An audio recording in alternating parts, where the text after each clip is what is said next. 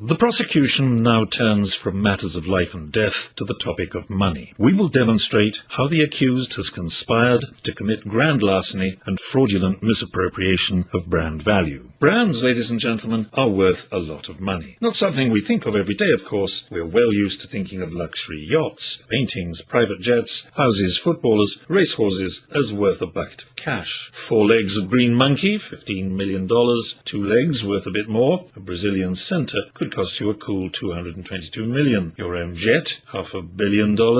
Houses at $1 billion to $1.5 billion, depending if you live in London or Mumbai, and the jackpot goes to Abramovich's yacht Eclipse at a couple of $1 billion.